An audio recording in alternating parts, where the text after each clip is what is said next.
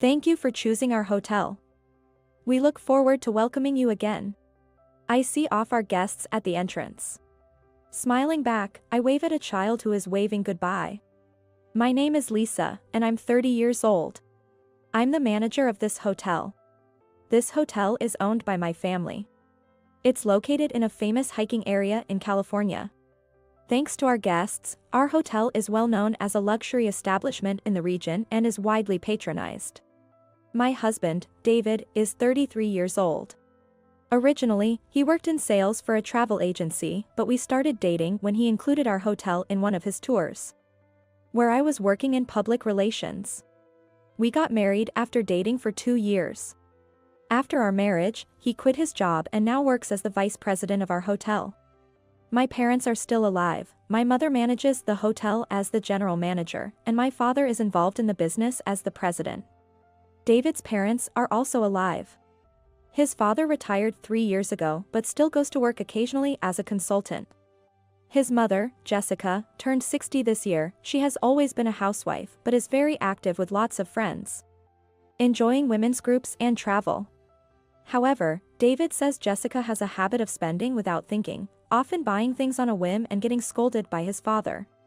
The hotel's business was stable and doing well until it was affected by the global pandemic, like the rest of the world. But thanks to my husband's idea of offering an affordable day trip hiking tour for local residents, we managed to survive by attracting many local customers. Lately, things have started to calm down, and we're relieved to see guests coming from out of state as well. Despite the stable life, there's something troubling me. It's about Jessica.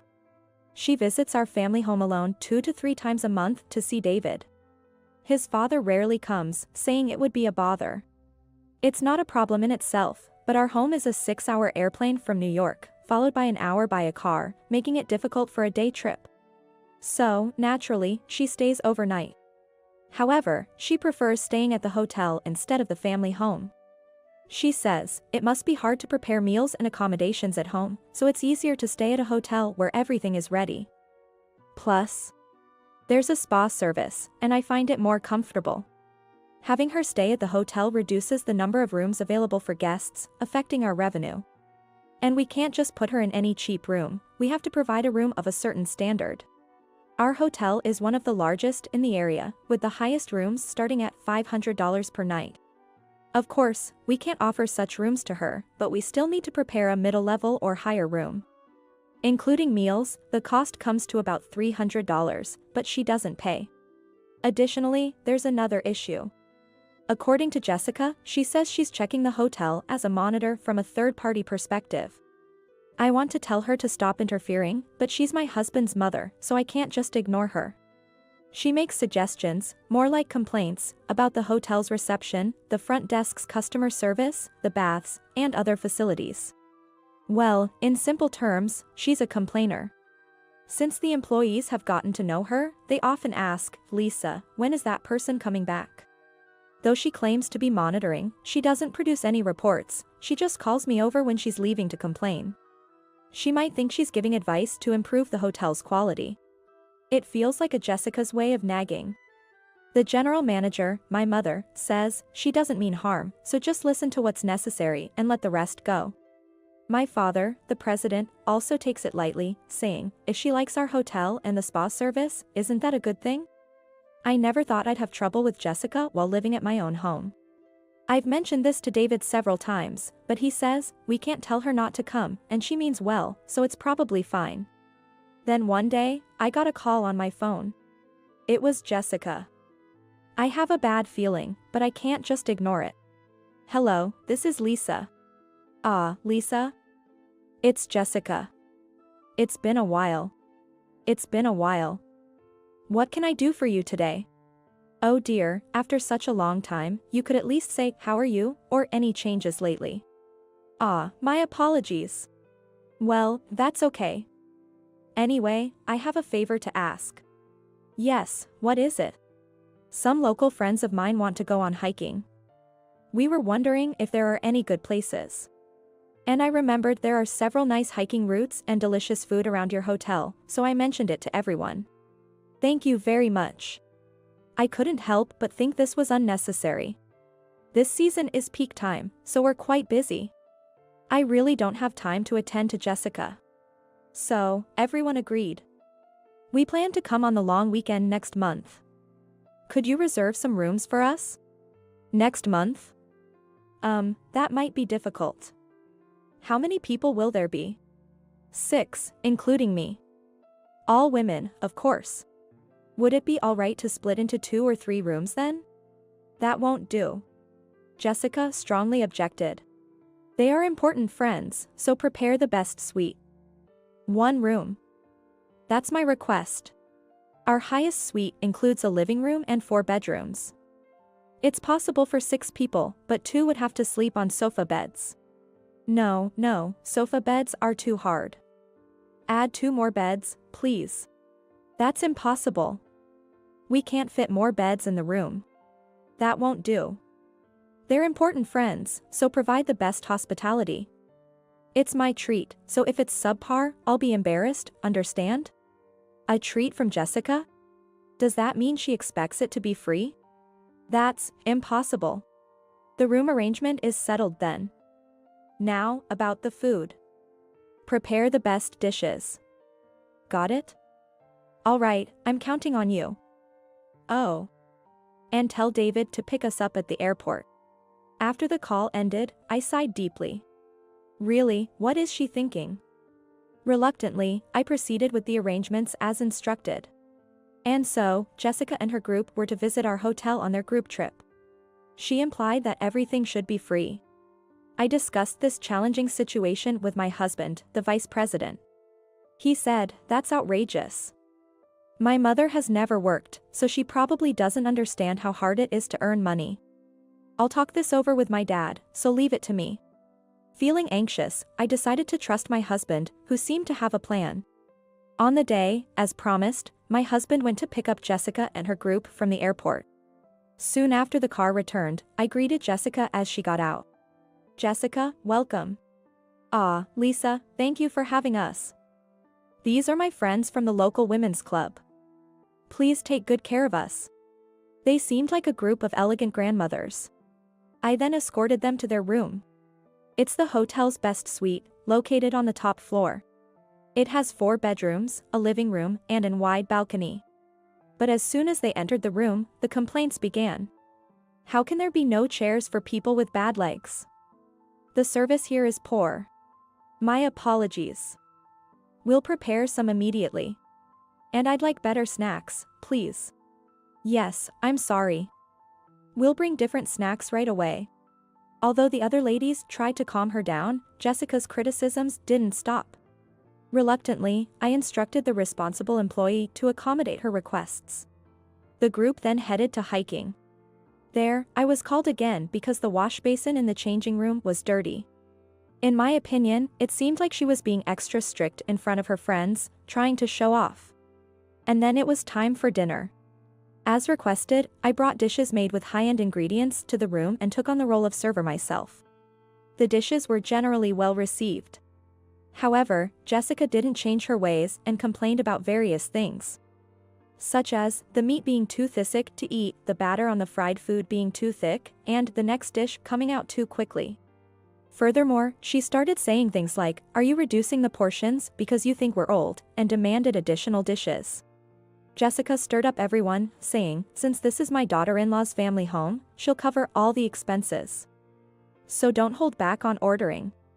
Then, she ordered luxurious items like crab and abalone. And there were additional orders for premium wines. Honestly, the bill amounted to quite a lot. The elderly ladies ate heartily, leaving almost nothing unfinished from their dinner. Then, she demanded they reserve the spa service for their private use to relax later. When I said that it was impossible, she retorted, "What kind of manager can't meet the guests' requests?" After consulting with my mother, she suggested that we could possibly make an exception to reserve the spa exclusively for them the following morning. When I conveyed this to them, they thankfully agreed.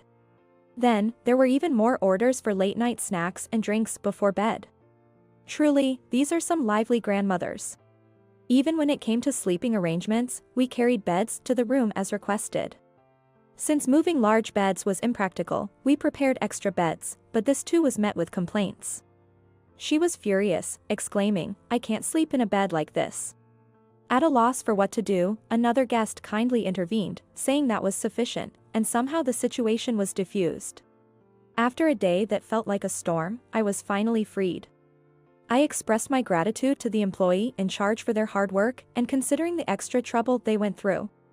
I gave them a special bonus. I returned home completely exhausted. After finishing the preparations for the next day, I didn't get into bed until after midnight. The following day, they reserved the spa service exclusively, and the group enjoyed it in the morning. Normally it's cleaning time, but I managed to adjust the schedule by asking the staff. The whims of one person caused inconvenience to many. Then, my husband said he was going to pick someone up and headed to the airport by car. They finished breakfast without any particular complaints. Well, there were some minor complaints about the coffee being too lukewarm and the soup being too salty. After serving breakfast, I went back to the front desk to prepare for the guests' checkout. That's when I saw the total bill for Jessica's group exceeded $5,000. Soon, the group appeared. I stopped Jessica, who was about to leave after returning her key to the front desk, and asked her to settle the bill. The total comes to $5,000. Will you be paying in cash or by card? Then, Jessica exclaimed, "Huh? Are you serious about taking money from your husband's mother? You must be joking. Are you really planning to charge your own family? How greedy can you be?" I explained, "This is a business, and we've provided services worth the amount. We can't afford not to charge for such a significant sum." Jessica, with her face turning red, said, "This is hospitality for your husband's mother, you wouldn't charge me, right? Would I ask for money when you come to my house? It's the same thing, isn't it? What flawed logic? No, that's different. We understood this to be a group trip utilizing our hotel services. This is a business transaction, separate from family matters, so we kindly ask for the payment." Well, I'm appalled. Such rudeness from a daughter-in-law. It's disrespectful to me and especially to my friends. At that moment, a familiar figure intervened in our dispute. "What's all this commotion?" I apologized for the inconvenience. I apologized. And then, when I looked at the person's face. "Ah. Hey, long time no see. I was asked by David to come here on the first airplane this morning. I'm starving. I'd love to have breakfast here later." It was an unexpected appearance by my father-in-law, Mike. "Mike, it's been a while. I'll arrange for breakfast right away." No, let's take care of business first. That's why I'm here." Mike came here in response to my husband's SOS. Then, he turned to Jessica. "Oh, it's you. Why are you here?" "Well, I came to check on David and Lisa." "Is that strange?" "No, it's not strange, but there's something I want to ask." "What might that be?" "It seems like there's been some trouble going on. Is something the matter?" "No, nothing's wrong, right, Lisa?" I thought it was a good opportunity, so I honestly told Mike everything. "Actually, we've been serving Jessica's group since yesterday, and she demanded that we make the payment free, which we explained was impossible." "Oh. And how much does that come to?" "Yes, under Jessica's instructions, they used our highest room, with various additional orders and the use of services like massages. The total came to about $5,000. "I see. And she wanted that for free?" "Yes, that's the situation." After hearing the situation, Mike pressed Jessica, "Is what Lisa says true?" "Yes." Jessica was at a loss for words. "I've heard from David that you always avoid paying when you come here. Is that true?" "Well, about that, I've been acting as a consultant and giving them advice, so in return, they let me stay for free." At this point, Mike's expression changed. "Enough is enough. I know all about it." "Yes." Jessica's face tensed up and turned pale. "I heard you've been coming to this hotel for free under the pretext of visiting David and causing trouble for Lisa. Isn't that right?" "I'm sorry. I got a bit carried away. Do you know that every time you skipped out on paying for this hotel, David ended up covering the bill? What? I've come to discuss something. David was worried about you using the hotel for free again during this trip. I'm sorry. He was concerned that you would take advantage of the free stay again, so he reached out to me. I couldn't just ignore it and had to come here. As I expected, you were causing trouble for Lisa and her parents. I'm sorry. I've been worried about your spending habits for a while now. Your attitude towards Lisa is also unacceptable. That's why I've made a decision. What is that? If you want to see David that badly, how about working here as an employee for a while? Until you've repaid all the charges. But, how can you suddenly say such a thing? No, you don't understand the difficulty of earning money. How many services have you taken advantage of at this hotel? And you demand they be free. The difficulty of working and the value of the money earned from it. Someone who doesn't understand that should experience it themselves. With that, Mike asked David to have Jessica work at the hotel. I apologize for the trouble. Could you please train her for a while? And let her salary go towards repaying her debts. David. Make sure to put Jessica to good use. David nodded, then apologized to me. I should have been firmer with my mother from the start. I'm sorry for the trouble she's caused your family. It's okay. But what about Jessica? Well, maybe we'll start her off with cleaning. She probably won't be good at customer service, so she'll be like a trainee for a while. And so, the next day, Jessica began working as an employee. Mike sent everything she needed for living on site from their home. At first, Jessica struggled with the unfamiliar physical work and suffered from muscle pain. She probably never imagined she'd end up cleaning the very hotel she used to critique as a monitor. Eventually, Jessica became capable of handling customers, even addressing issues she had previously pointed out herself. As she continued working, she gradually realized how selfish she had been. Jessica became much more subdued and stopped harassing me. It might have been a bit of tough love, but it seems to have been good medicine. Mike's plan was a great success. Although my job is challenging, seeing the smiles on our guests' faces makes all the fatigue vanish, and it brings me joy. I intend to keep working hard to earn the smiles and thank yous from our customers.